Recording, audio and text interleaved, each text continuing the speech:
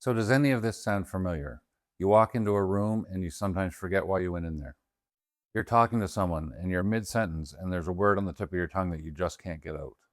Or you read a paragraph in a book or at work and you have to read it 3 times and you still can't remember what you read. You shake someone's hand and 5 minutes into the conversation, you can't remember their name. Well, you're not becoming less intelligent as you get older. You're not losing your mind, and you're probably not imagining it. There's a reason for this brain fog. That's what we're going to be talking about in this video. Now, quite often when people come to see me with these issues, they've been to the doctor, they've had tests done, their thyroid comes back normal, their iron levels come back normal, their blood sugars come back normal. So they walk away from that visit thinking the worst. They're just not as sharp as they used to be. Well, these tests were designed to look for disease and pathology. They weren't designed to look for one of the factors that can be contributing to all that brain fog you're having. So when these tests come back normal, it doesn't mean nothing's wrong. It just means they weren't looking in the right place. In this video, we're going to talk about chronic inflammation and how this can change the brain chemistry and contribute to things like brain fog. We'll talk about how this brain fog doesn't actually start in the brain and how the cause of it can actually start long before the brain fog hits you.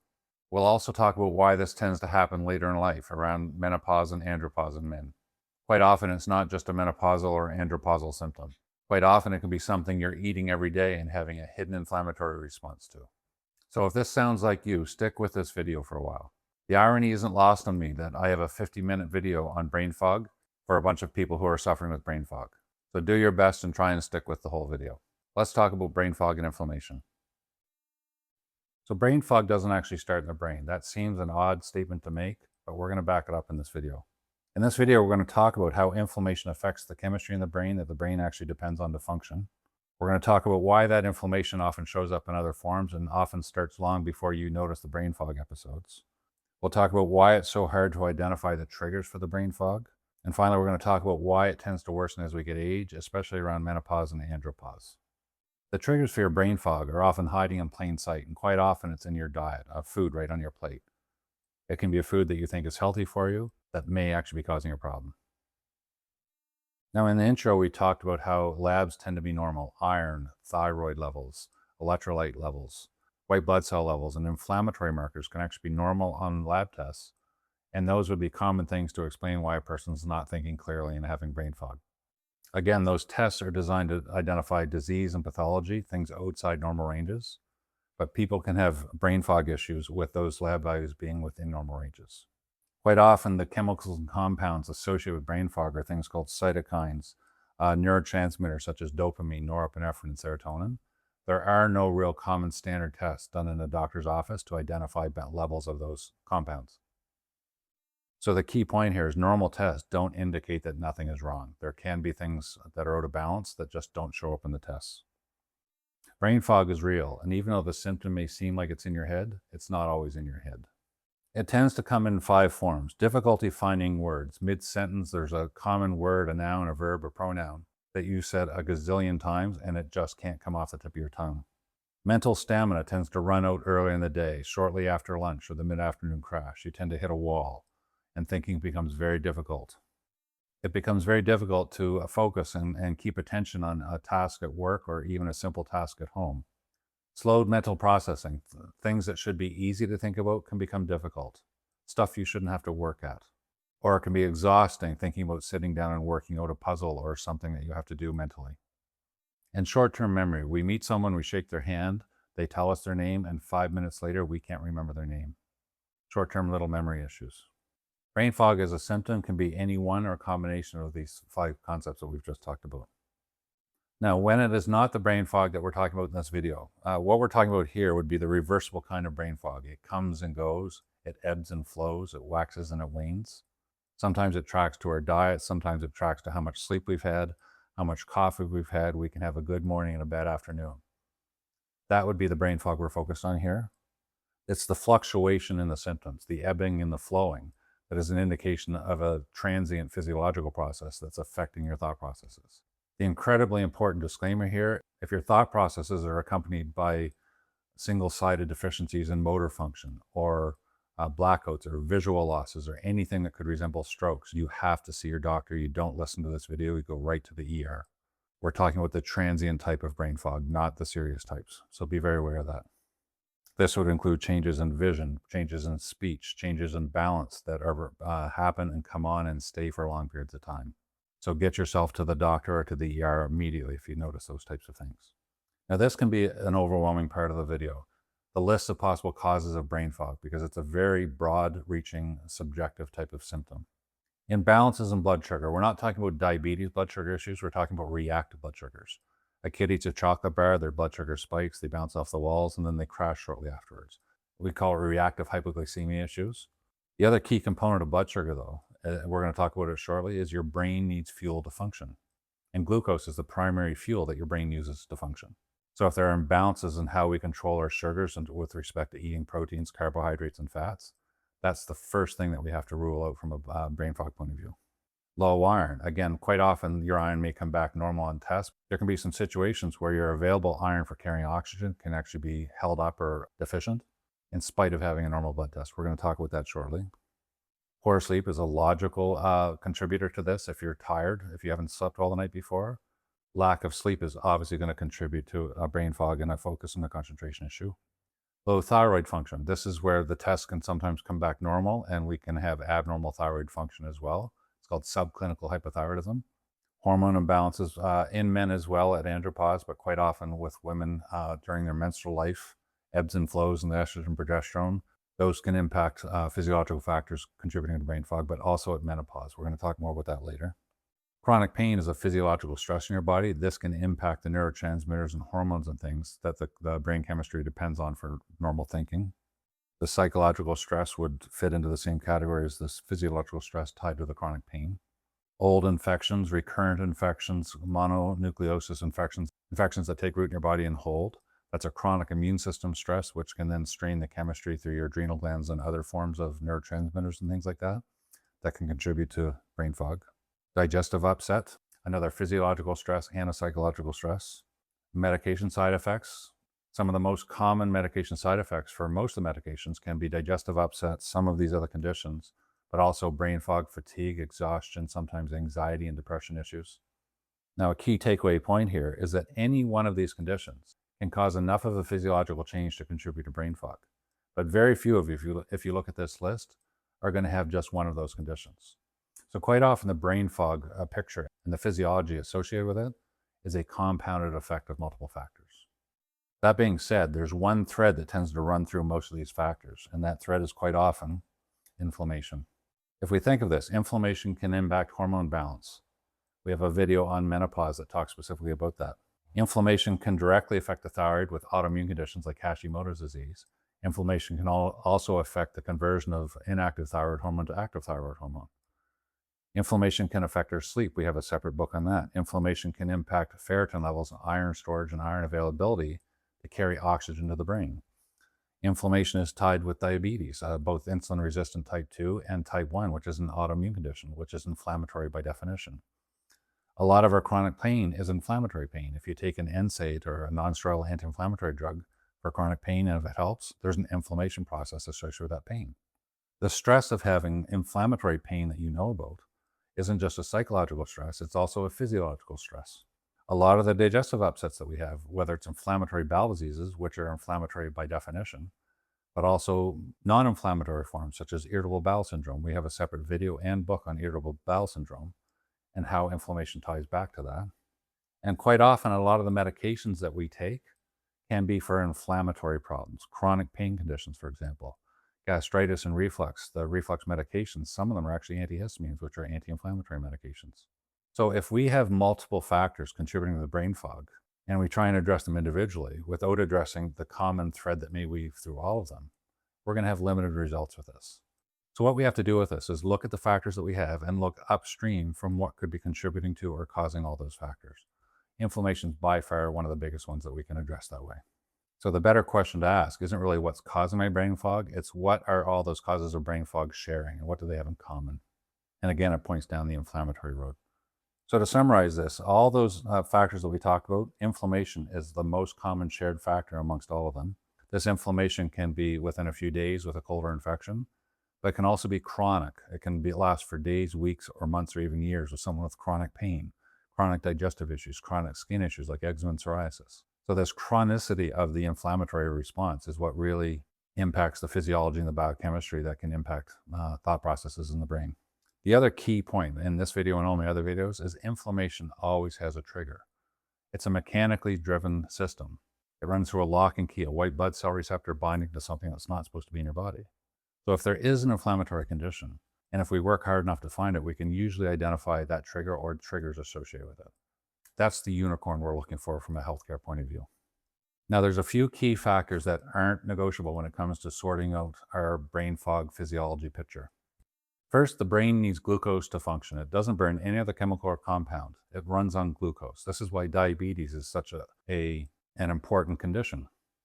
Your brain has to keep the sugar levels in your blood in a very narrow therapeutic range to function properly. Highs and lows or anything that pushes it outside that range, your brain is going to push back and get you to do things consciously or subconsciously to correct that imbalance. When we get fast carbohydrate spikes, we eat high sugar foods, we get a rise in our sugar, we get a crash. And it's the crash where people run into problems. That crash can create this dip in focus and concentration. Now, the key with this is balancing carbohydrate with protein. We're going to talk about that shortly. Most people mask this low blood sugar issue with caffeine. Well, caffeine ultimately leads to a production or a release of adrenaline in the system. But the first thing I said at the start of this slide is your brain can only burn glucose for fuel. It doesn't burn any other chemical or compound. Adrenaline can give you get up and go energy. It wakes us up. It gets us going in the morning. But that's false energy, really, from a brain point of view. It's crisis energy. It's not blood sugar energy. So the best analogy I use to describe this is you wake up in the morning and you go out in the car to go to work and the gas tank's empty. You're not going to get to work. The engine needs gas to function. Well, your body is a lot more complicated than a car. Your body has ways to work around that through adrenaline and caffeine and things like that. But when you work around it and you don't address the blood sugar chemistry, especially from a glucose point of view, you're going to struggle. So let's talk about high carb breakfasts. We eat something high carbohydrate. It's referred to glycemic index, how fast something gets absorbed as sugar in your bloodstream. Well, high carb breakfasts or high sugar breakfasts get into your bloodstream really quickly. That leads to these spikes right here. Your body has a way to handle the spikes. If your sugar is too high, your body will pump out insulin to get the glucose out of your bloodstream very quickly because it can be dangerous. Because that sugar was so high, it pumps out more insulin than it would normally. And that's where we get the crash right here. So the analogy I mentioned earlier, a kid eats a chocolate bar, they bounce off the walls, but then they crash shortly afterwards. It's this insulin crash that we talked about. Now for the rest of the day, we can end up with low blood sugar. Once we take that dip down after we have the high carb breakfast, regardless of how well we try and eat, we're always going to be trying to get our sugars back up into that normal range. Once we mess up our breakfast, the rest of the day can be physiologically messed up from a blood sugar glucose point of view. The adage, breakfast is the most important meal of the day, this is the physiology and the biochemistry behind it. A lot of people think it's just a generally good practice. From a brain fog point of view, it's absolutely critical. It's not negotiable. So to summarize, that spike and crash, if that happens with you in the morning, you will chase your blood sugar and you'll have focus and concentration issues for the rest of the day, regardless of how well you try and eat. And if you cover that up with caffeine, which many people do, it's an artificial energy. When that caffeine wears off mid to late morning or early in the afternoon, you will be either looking for more sugar or more caffeine to function. The next common scenario we see is when people eat no breakfast, if they were doing fasting and things like that. The problem with this is when we wake up, our blood sugar is low. We haven't eaten since the night before. So if we don't eat through the morning, by mid-morning to late morning, our blood sugar is kind of low. Your brain needs blood sugar to function on. So when people do go and eat, quite often they're craving carbohydrate. Now, quite often people manage this early morning lull in blood sugar with caffeine, which causes an adrenaline surge. Your brain can't burn adrenaline for fuel, but you will get through the first stage of your morning fine. You're thinking clearly and things like this because of the adrenaline, but your brain is deficient in sugar.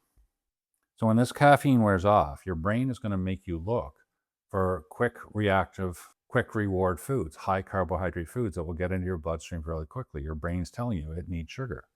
So we go and we eat a high carb lunch, bread, pasta, pizza, whatever it may be.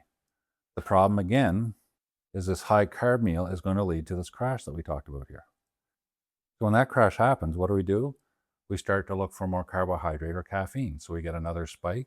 Well, that's followed by another crash right here. So then what do? You look for another high carb meal.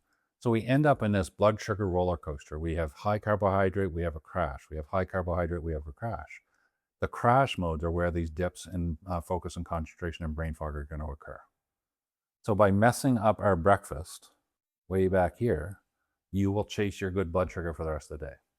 And nothing else we'll talk about in this video will help with brain fog if the brain is not fed properly. So making sure your brain is fed properly through the morning and through the rest of the day is the first step, and it's the non-negotiable step. So the next non-negotiable is oxygen. The brain needs oxygen to function. If you go out in the car in the morning and the gas tank's empty, but there's no oxygen in the air, the gasoline can't ignite in the absence of oxygen. The two have to be there. Now, people say, I'm breathing, I have oxygen, but there are things that can impair oxygen availability. We talked about iron a little bit. Now, with iron, we can have normal tests, but iron can be locked up in certain compounds which isn't available to carry oxygen. If there's an iron deficiency, that's just a straight up, easy to understand contributor to a lack of oxygen state. There are inflammatory cytokines. These are the inflammatory signaling messengers that carry and trigger inflammation. One of these cytokines is called interleukin-6. That can increase a compound called hepcidin, and this increase can actually lock iron away in iron storage in a form called ferritin. So you can have normal iron levels in your blood, but it may not all be usable. So that can create a little bit of a deficient oxygen state as well. So the key points here is the brain has to have fuel to function, or glucose, and it has to have oxygen to burn the glucose. Those are steps 1 and 2. Now back to the oxygen a little bit.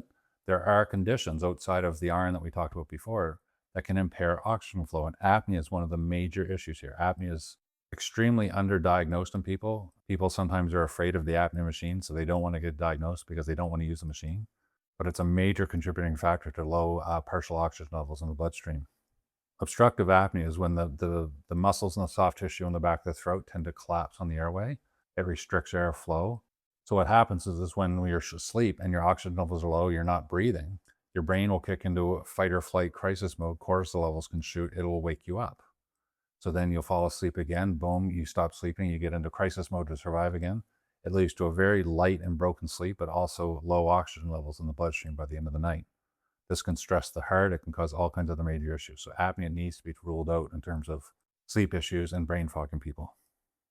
Common symptoms of this would be the daytime attention, focus, concentration, and thinking, effort, basic mental and physical fatigue. And there's a negative feedback loop here. Low partial oxygen levels in the bloodstream can actually make an inflammation in the bloodstream worse. The inflammation can then go and make apnea worse and other forms of oxygen transfer worse. So again, fuel the brain and make sure the brain has oxygen to function. In the description below, you're going to find a link for a book, Sleep and Inflammation Revealed. It talks about this apnea, the oxygen issues, and how inflammation ties to all that in much greater details and supported by research. So if you think sleep issues are a big contributing factor to your brain fog and focus and concentration issues, I'd encourage you to give that a look. Now, stomach acid and B12. Iron, B12, folic acid, and other nutrients need a healthy stomach lining and the enzymes and intrinsic factors, these compounds in the stomach, to ensure proper absorption levels. Gastritis or gastric inflammation, stomach inflammation, more common terms for this could be reflux, indigestion, heartburn, GERD, etc. This can be a major contributing factor to an enzyme deficiency that can lead to deficiencies of these nutrients. B12 and folic acid sort of drive methylation in the body, but also it needs these enzymes in a healthy stomach lining to be methylated for absorption on their own. So inflammation through the stomach and absorption processes resulting from that can have a direct impact on these nutrients in the system, which are all critical from a brain fog, focus, concentration point of view. When we get gastric inflammation, some of the more common signs and symptoms of that would be reflux, indigestion, and heartburn. The medications we give for those are medications to lower stomach acid even further. So that can actually go and compound this low stomach acid issue right here, which can then lead to poor absorption, methylation, and the fog can be at the end result of that. So this is a clear representation from an inflammation process point of view, leading down a few different pathways that can contribute to nutrient deficiencies, which can contribute to thought processes. So how can processes going on in the body communicate and get to the brain? Well, inflammation doesn't stay where it starts in the body. If it starts in the gut, it just doesn't stay there quite often. The inflammation response, the cytokines, the antibodies, histamine, etc., they can go systemic through the circulatory system and the lymphatic system. So this is sort of the gut-brain connection, the gut-brain axis. There's lots of research and lots of talk about that online. This is a really simple explanation for it. If there's an inflammation in your gut, that inflammation can go to the brain, especially the cytokines. And the cytokines are where we start to see impacts in terms of thought processes. We talked about interleukin 6, that's one of these major cytokines, and there's a lot of really good research on how interleukin 6 can impact brain chemistry. It crosses the blood-brain barrier, the filter that the brain has to keep bad things out.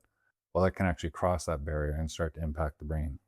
So in simple terms, a problem in your gut or an inflammatory problem elsewhere in the body is very unlikely just to stay there. It can quite often have impacts by crossing the blood-brain barrier and getting into our brain and affecting chemistry there. So there's many different neurotransmitters and compounds in the brain. We're going to focus on 3 of them. First would be dopamine. When these hormones are topped up, when they're functioning, when they're not out of balance with each other, we feel pretty well and we can think pretty clearly. Inflammation can lower dopamine. Dopamine is sort of the source of inertia, get up and go, enjoyment, the drive to do things we like to do. When inflammation lowers dopamine, it can impact those. Inflammation can affect a compound called norepinephrine. This is highly associated with anxiety issues, but also with clear thinking, focus, and concentration. It's an alert hormone. It's a bit of a fight or flight coping mechanism. Deficiencies in that can impact brain fog. And serotonin, what people refer to as the happy sad neurotransmitter. It steadies your mood. It makes you, it's the difference between happy and sad. It can affect sleep levels and things like that. Inflammation can deplete serotonin levels. We'll talk about that shortly here. So let's dig into these in a more in-depth manner. How inflammation affects serotonin levels. Without getting to complicated biochemistry, tryptophan, an amino acid, this is why warm milk and turkey makes you sleep theoretically. Tryptophan should get turned into something called 5-HTP, which should then go down the pathway to serotonin. Inflammation, in simple terms, kind of turns down this pathway and forces the tryptophan down this pathway to something called kynurenine. We won't get into what that does in your body, but what the point is, it starts to make serotonin run low in the body. So chronic inflammation and the inflammatory signals associated with that can start to disrupt serotonin production, but also the signaling pathways in the synapses, leads to lower serotonin levels. The result here can be low mood, anxiety, irritability, sleep, cravings, and reduced overall well-being, but also reduced thought processing. How inflammation affects norepinephrine and dopamine.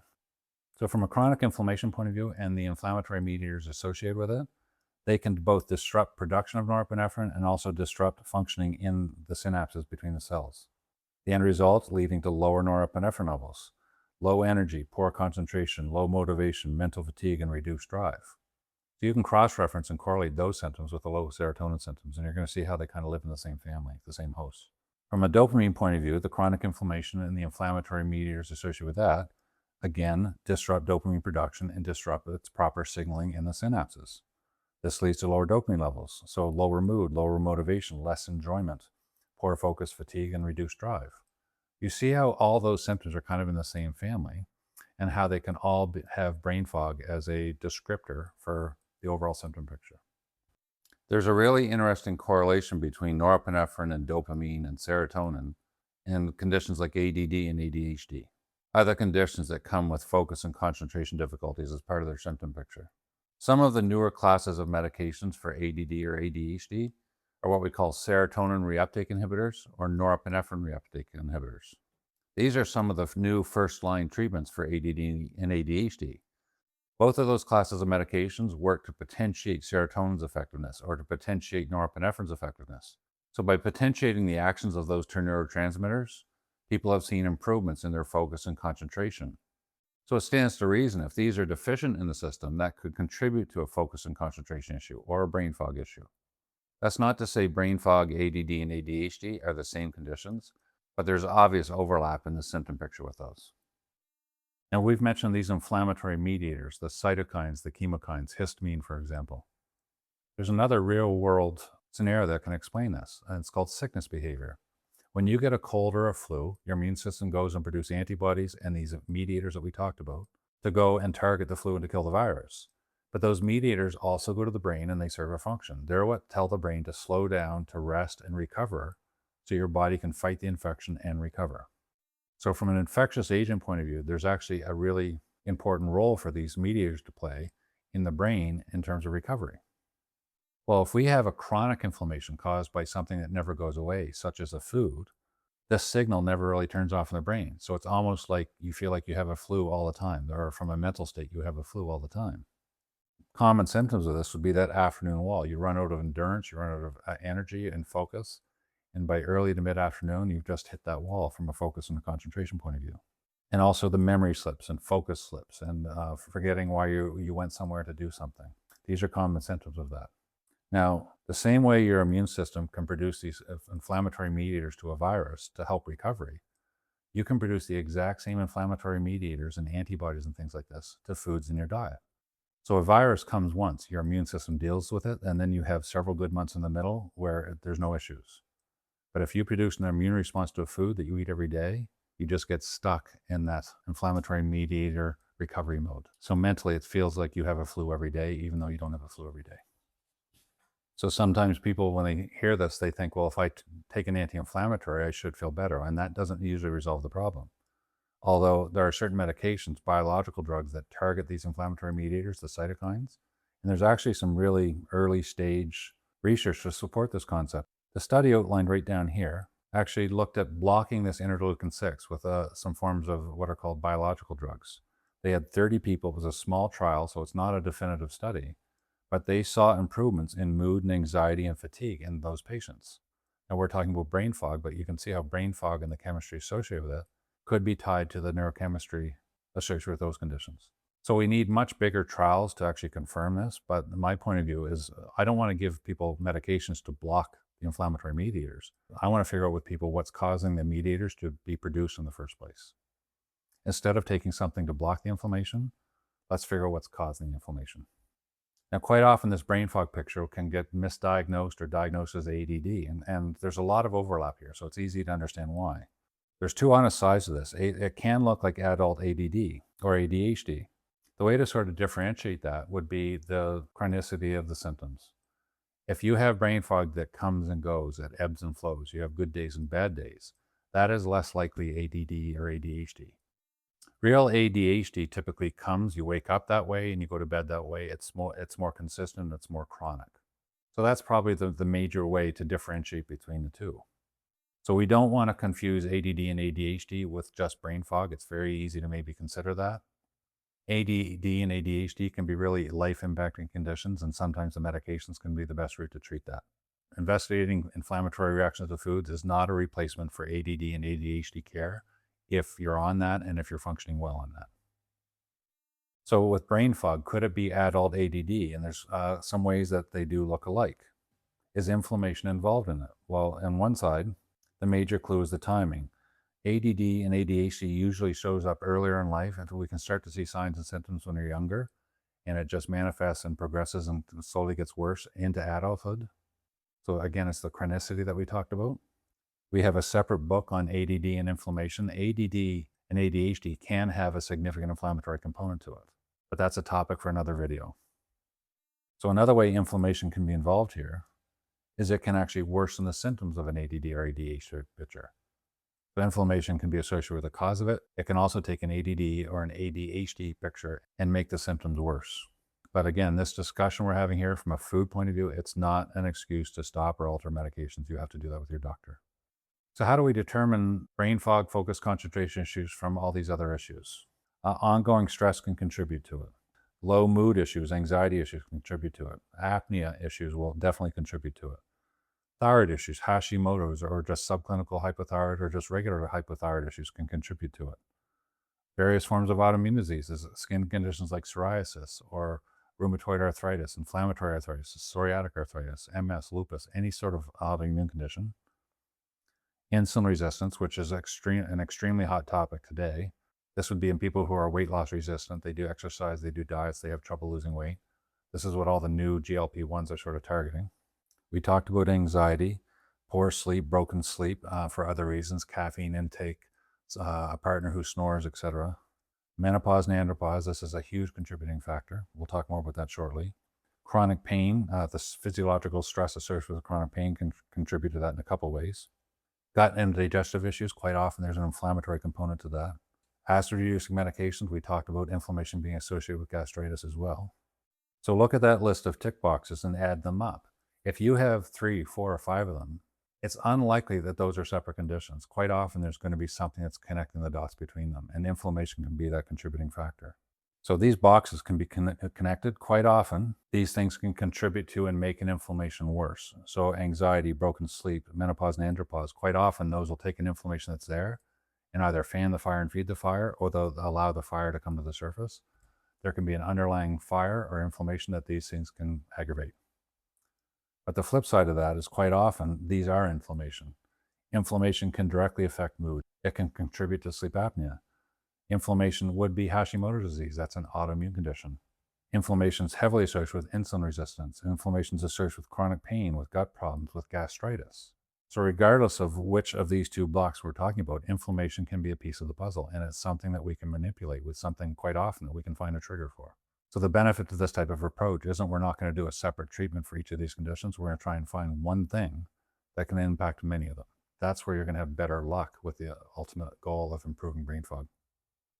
Now, in normal tests miss it, we touched on this a little bit before. Let's talk about iron to start. We talked about inflammation increasing hepcidin, this compound which can actually lock iron in storage in ferritin form. So you can have normal iron levels, but it's not in a usable form or acceptable form to transfer oxygen. We talked a little bit about thyroid. Well, one way can be the immune system can actually be associated with an autoimmune condition called Hashimoto's. The immune system is actually attacking the thyroid gland.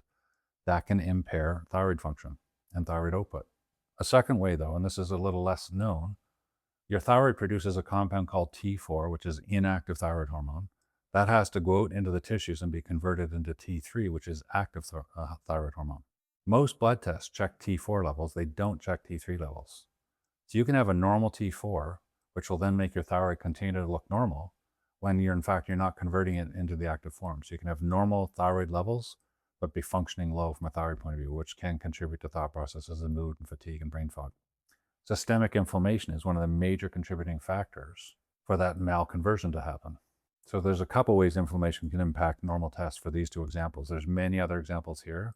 Just know that sometimes a normal test doesn't mean everything's normal. So if inflammation is there, where is it coming from? The obvious forms would be things like bugs and bacteria and viruses and infections. So quite often you're going to say, I don't have an infection, I don't have a cold. Why do I still have these issues? Why do I have these inflammatory issues? Most people don't want it to be a diet issue, but quite often it can be a diet issue. So we're going to talk about food reactions here. There's three main types. There's what we call a food intolerance. These are non-inflammatory food reactions. Lactose intolerance. You eat or drink lactose, it goes into your digestive tract. You don't have enough of an enzyme to digest and chop up lactose, so you don't absorb the lactose. That lactose goes to your lower bowel, it ferments with yeast and bacteria, it causes gas and fluid production, and then you poop it all out. That's where you get the cramps and the diarrhea with lactose intolerance. When I described the whole process, I never said the word immune system or inflammation once. Food intolerances don't involve the immune system directly. They don't cause inflammation. They only cause a digestive tract issue. They don't get into the bloodstream, so they can't go to the brain and cause brain fog directly. So from a brain fog and food point of view, we're not referencing food intolerances here. Food allergies and sensitivities are inflammatory reactions to foods, and these are the key ones to understand when it comes to brain fog or any other systemic inflammatory issue. Food allergies are called immediate hypersensitivity reactions. These are the anaphylactic class. These would be, you eat a peanut, your throat swells up. You eat shellfish, you may throw up. You eat strawberries, you get hives. These histamine reactions can happen all over the body. They can get into your bloodstream. They can actually affect your brain chemistry as well. And these are the ones that happen as soon as you eat the food. That's where the term immediate comes from. The other type of inflammatory response is called a food sensitivity. These are called delayed hypersensitive reactions. And delayed is the critical word we have to understand here. This is where all the issues start to develop from a brain fog point of view, but also from a general systemic inflammatory point of view. We're going to talk about how these impact you shortly, but these are, you can eat a food today and have a reaction several days later, and you'll never correlate it. So if you want to learn more about these specifically, there's a link in the description below for a free guide. It's called Food Intolerance, Allergy, or Sensitivity. The differences are critical. It explains the very technical differences between these terms. It's those differences which catch people in terms of trying to figure out reactions to foods in their diets. It's the differences between these two terms which confuse people with respect to how food is affecting them, both from an inflammatory point of view and from a digestive point of view. So the first work I do with every inflammatory case in my office is we make sure they have a good understanding of the differences between these three terms. So I'd encourage you to download that free guide. It's a 26 or 27 page guide. It'll clearly explain all these differences to you, and it's going to be quite enlightening in terms of why you haven't been able to correlate issues with your diet with issues going on systemically. So how does a food become inflammation? Well, your immune system interacts with it. Your immune system creates inflammation, so the immune system has to be involved with the diet somehow. And how it works, imagine this is a white blood cell. Well, the white blood cells have receptors on them. They're like little arms with feelers on the end. And it's those feelers that bounce out into the tissues and they touch things and they determine what's allowed or not allowed in your body by how they feel.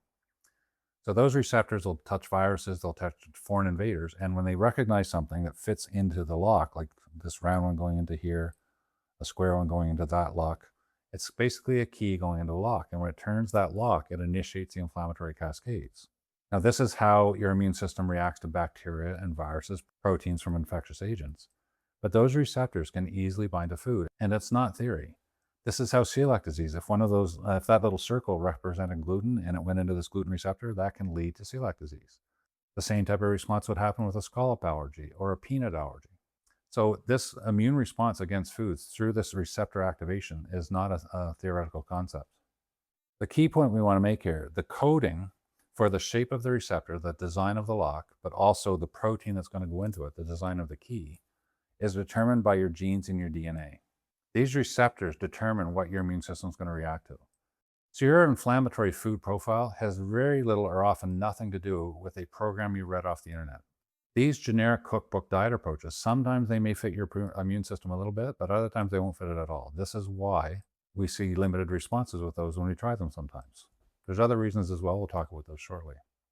You have an ideal anti-inflammatory diet, but it's unique to you and you alone. It's determined by those receptors on the white blood cell. That's coded by your mom and your dad and your grandparents. This is why we quite often see food issues or allergic issues passed down through families.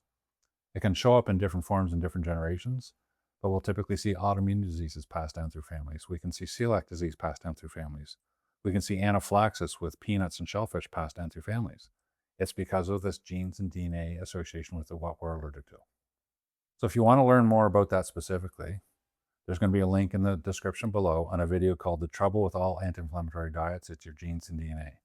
This talks specifically and explains very clearly these coding issues, but also how the generic diets just don't fit all of us. It shows examples of people who were tested and they had allergic or inflammatory reactions to foods that they were eating because they thought they were healthy for them. I have an example in there as well. We're going to talk about that shortly. So I'd encourage you strongly to go watch that video. Let's talk about the immediate hypersensitive reactions, the histamine reactions. I call this the fast pathway. Histamine is this chemical associated with seasonal allergies that causes redness, itching, swelling, hives. That's why people take antihistamines for seasonal allergy issues. It actually serves in a very important role in our body. It's not just a bad chemical. It helps us keep infections at bay. It does many other things. It plays a critical role in our digestive system with stomach acid. And in the brain, it's our awake and alert neurotransmitter. So if we have to go to sleep, but we have to be aware of our surroundings, if we have a baby in another room, histamine is a major contributing factor to that alertness. When histamine gets released in the body, your body has to way of getting rid of it. If too much histamine builds up, that's where we start to get histamine overload symptoms. So there's a compound called DAO, or diamine oxidase. When this DAO gets impacted, we can't clear histamine as well, so histamine can start to accumulate in the system. It's referred to out there in the conventional world as histamine intolerance. It's a bit of a misnomer. No one is tolerant to histamine. It's just the tolerance has more to do with how much histamine we have built up in our system. So where does histamine come from? Quite often people think, I'll just eat a low histamine diet. So histamine is in the diet. It would be aged fermented cheeses, red wine, white wine, fermented alcohols. Histamine is a byproduct of the fermentation by process. But most of the histamine issues aren't really from the foods that we're eating. It's from mast cell reactivity. We eat a food and we can have an allergic reaction that releases histamine from the food. So that can happen to a food that has no histamine in it. I've seen histamine reactions to carrots before in people, and there's no histamine in a carrot. The other major contributing factor can be imbalances in the gut flora or dysbiosis. If we have good and bad bacteria that get out of balance, we can start to react to that as well. So there's many different sources for it, but the main one I'm kind of concerned about right here would be the immune reactivity one. So histamine in your hormones. Histamine has a major role to play in terms of menopausal and andropausal symptom pictures. Estrogen has many anti-inflammatory properties, but estrogen imbalances to progesterone can actually stimulate excess histamine production. Excess histamine can actually come back up here and lead to more production of estrogen. So there's a negative feedback loop that's happening there. Aside from that, at menopause, what happens? Progesterone tends to decline more rapidly than estrogen, so it starts to create the imbalance from estrogen and progesterone. Progesterone plays a major role in what's called mast cell stabilization. It takes these mast cells, which are little balloons filled with histamine, and it stabilizes the cell wall. Well, if we start to lose progesterone, those cell walls become much more fragile and they can break open more easily. And when they break open, they release histamine into the tissues and into the bloodstream. So early and strong decline at perimenopause and menopause, this destabilizes those mast cells and can lead to an ever-rising histamine. So imbalances in estrogen, progesterone, testosterone, they help keep inflammation in check through a few different pathways, both the immediate type and the delayed type of reaction, which we'll talk about shortly. These hormones are key anti-inflammatory hormones. As these hormones drop at perimenopause, menopause, and andropause, we have less of these hormones to fight inflammation, so then inflammation starts to rise, and the impacts of inflammation start to affect us more. This is where the brain chemistry can start to be more impacted by these hormone changes.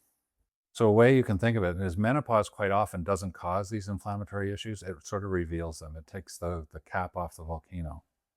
We have a separate video just on this called Menopause Isn't the Cause, It's Inflammation.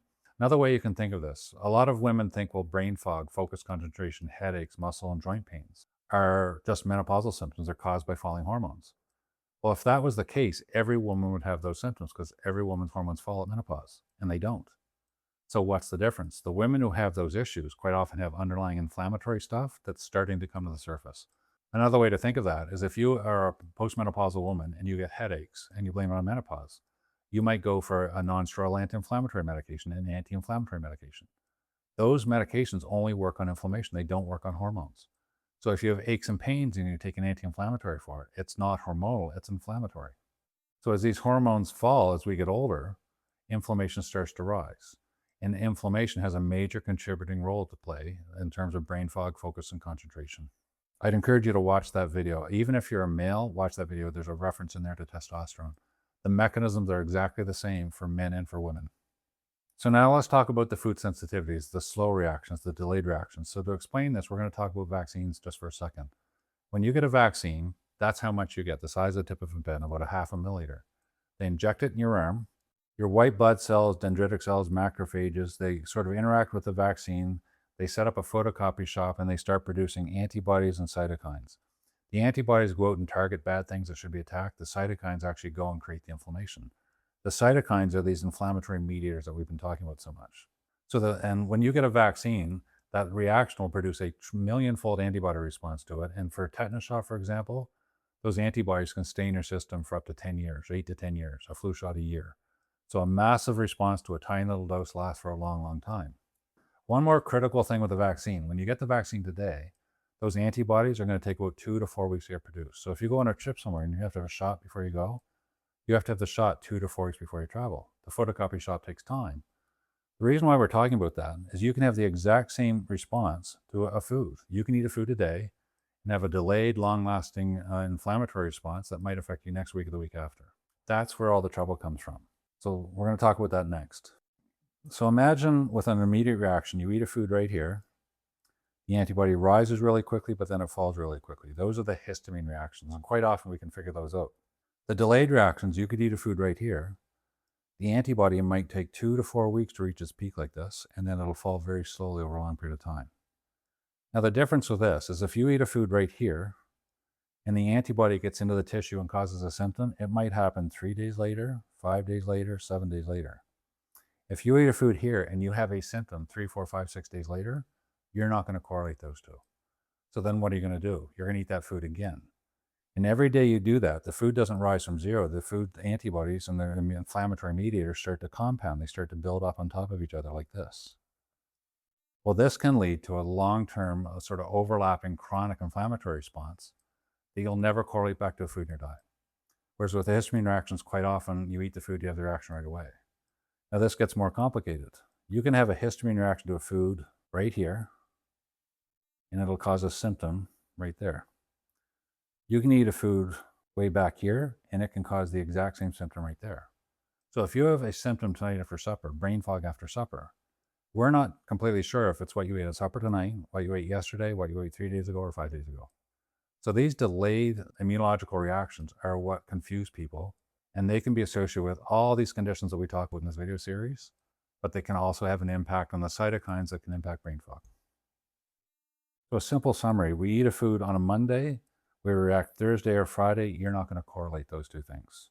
The food reactions are individual. It's not the same food that's going to cause brain fog in everyone. For one person, it might be rice, another person, it could be gluten, another person, it could be dairy.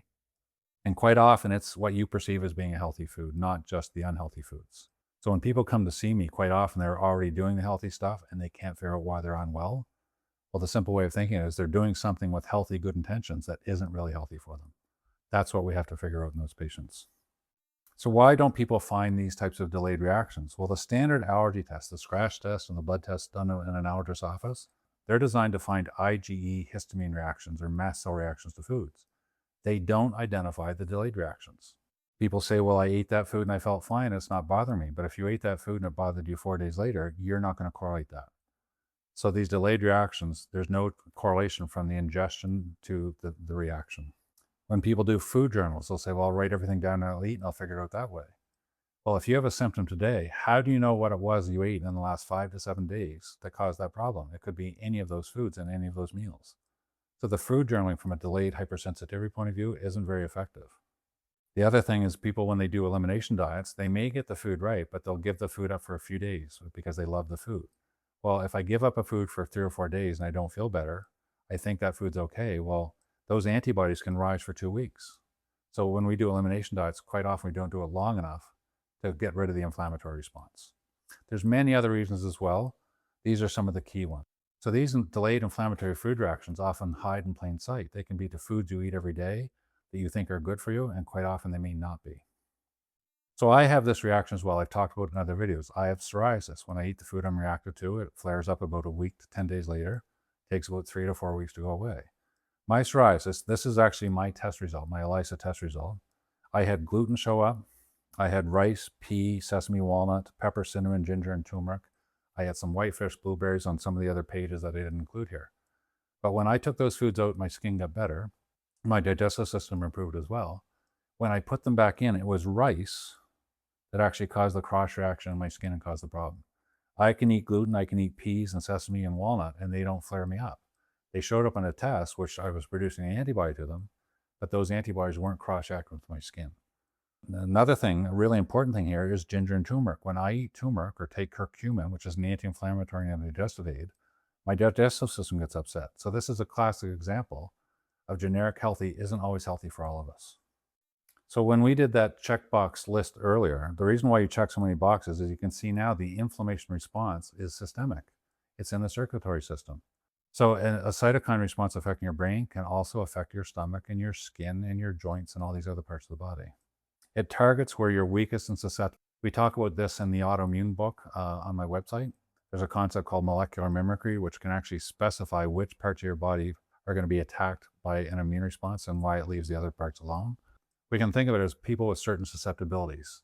If there's skin issues that run in the family, well, this inflammatory response is likely to affect the skin. If there's joint issues in your family, it might affect the joints in another person.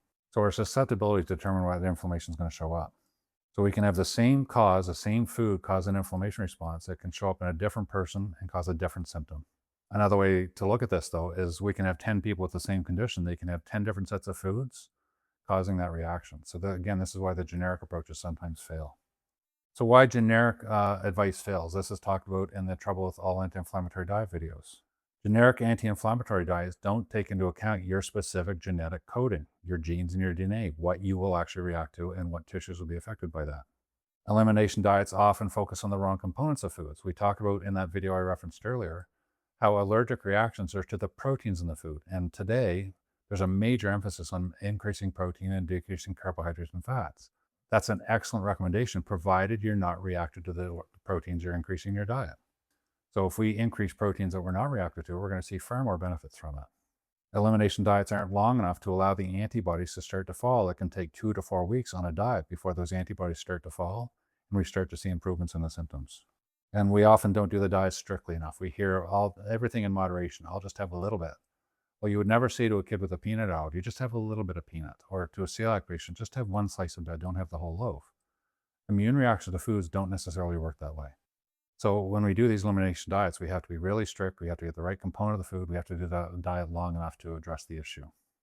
And when we take those foods out, if we take 20 foods out and you feel better, that's not sustainable long term. So then what we do is we take the foods we took out, we reintroduce them in a very systematic way, so we can identify which foods cause cross reactions and issues and which ones don't.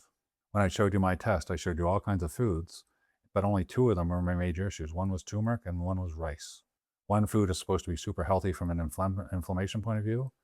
The other food is supposed to be really benign and we eat it when our stomach's upset, and both of them bother me.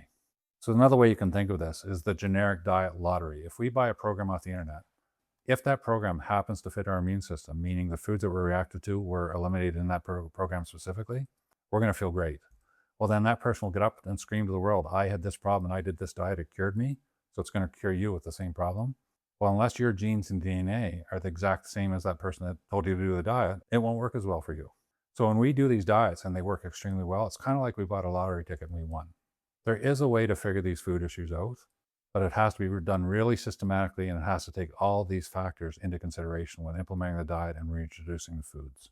So the keys to the approach, there's all kinds of technical aspects to it, but the major issues is we have to identify all the unique and individual inflammatory food triggers and get rid of them at the same time. If we have 3 foods that we're inflamed against and we take one out, we're not going to clear the picture. So we have to identify the full picture and eliminate it. We have to remove them until the symptoms improve substantially or resolve. We kind of clear the slate of all the inflammatory symptoms. Then we challenge the foods, and how we challenge them is really critical. It has to take into account the differences in timing for the antibodies, how long they stay in the system, and how they affect the tissues. The challenging also is a way so that you don't end up with a completely unfeasible elimination diet list ongoing. So if we take 5, 10, 15 foods away and you feel better, it might have been 1 or 2 or 3 of them that are your major issues.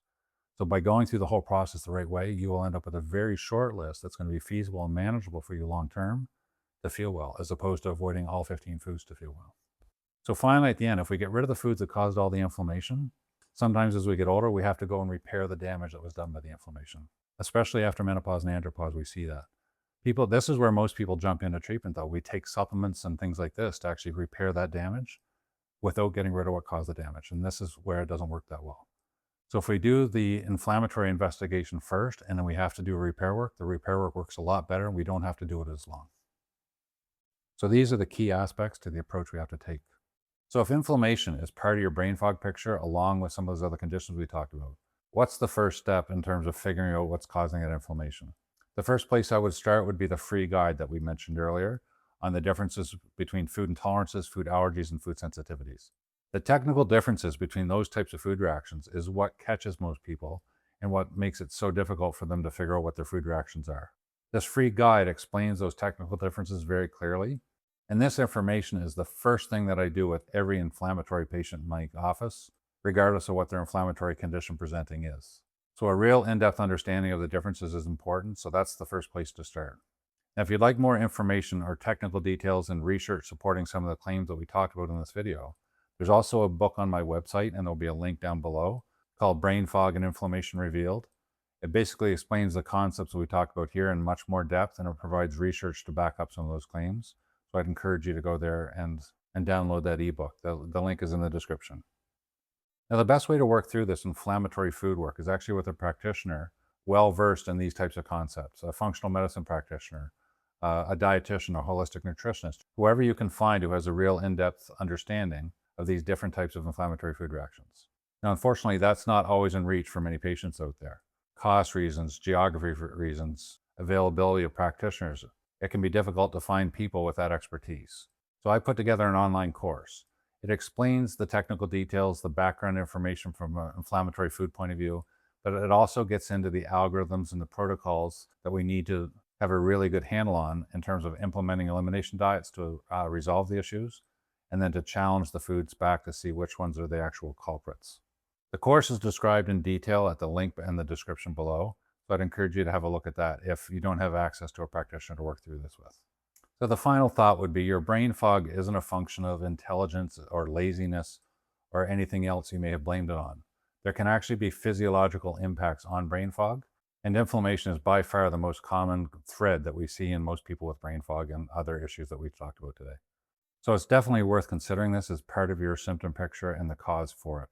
The next videos in this series are going to be on anxiety and depression and inflammation, and sleep and inflammation. And you're going to see very clearly how all these concepts from brain fog through to those conditions are intricately connected. So subscribe below if you want notification on those. So thanks, and we'll see you in the next video.